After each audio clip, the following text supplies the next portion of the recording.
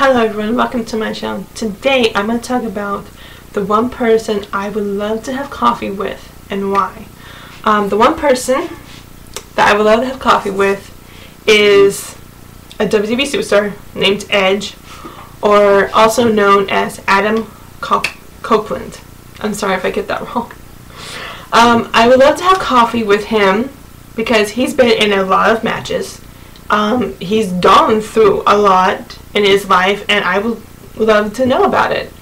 You know, I've always been a fan of his from the early stages with him and Christian to when he retired, unfortunately. I would just love to know how he got into the business, what was the business like for him, stuff like that. You know, you would chit-chat, talk for a while, you know.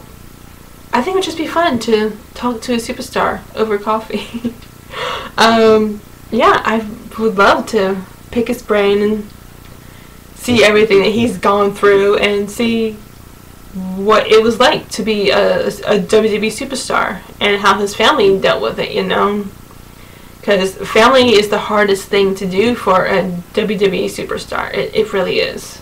Because they're gone most of the year. They're gone, I think, 360 something days. I'm not too sure about that. But they're gone for most of the year. I think they only get to see their family once a week. I think so. That's what it is. So yeah, I would love to hear about his time in the ring, his time on some TV shows that I've seen of him, like Haven, which was definitely my favorite. Not only because he was in it, but I started watching it before he became a part of it. So when I saw him on it, I freaked out a bit.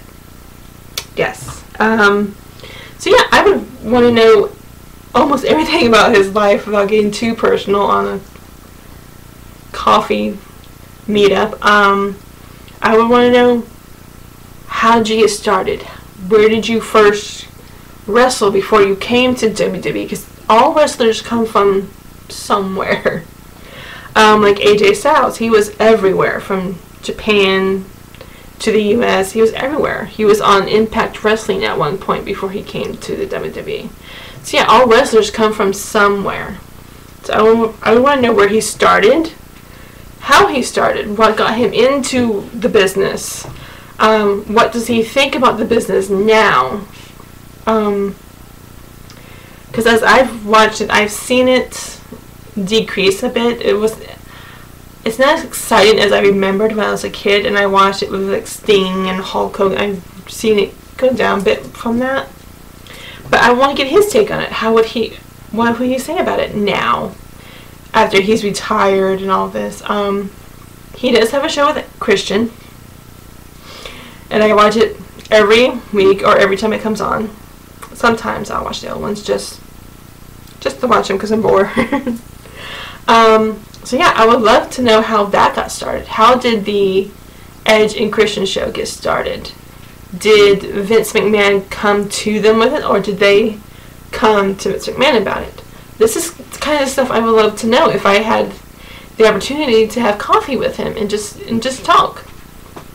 I'm a curious person by nature. So this seems like a little too impersonal, but that's who I am. I'm a curious person.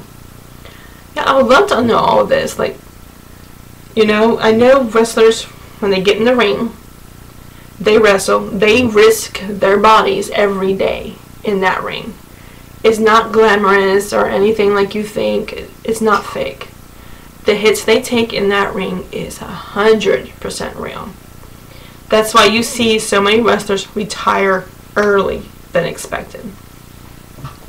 Some wrestlers retire about the age of 30, 40 years old. Some can wrestle till they're 80, like Ric Flair, for instance. It just depends how many hits they take and all that, and what that does to their body. So yeah, that's the kind of stuff I would love to know. Why did he get into the business? How did he get into the business? What was his feelings towards the fans through all those years?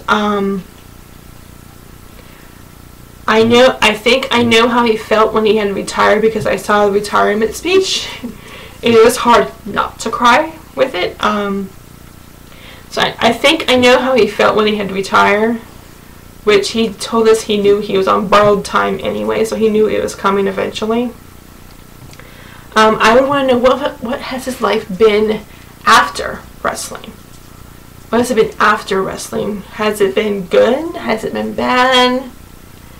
How does he cope when he doesn't have to go to the ring every day to work out and stuff like that? So yeah, that's what I would ask him. What is the one person, dead or alive, that you want to have coffee with? Have a coffee meeting with and ask him all kinds of questions. In the comment section, tell me who you would want to have coffee with. Thank you. And please subscribe.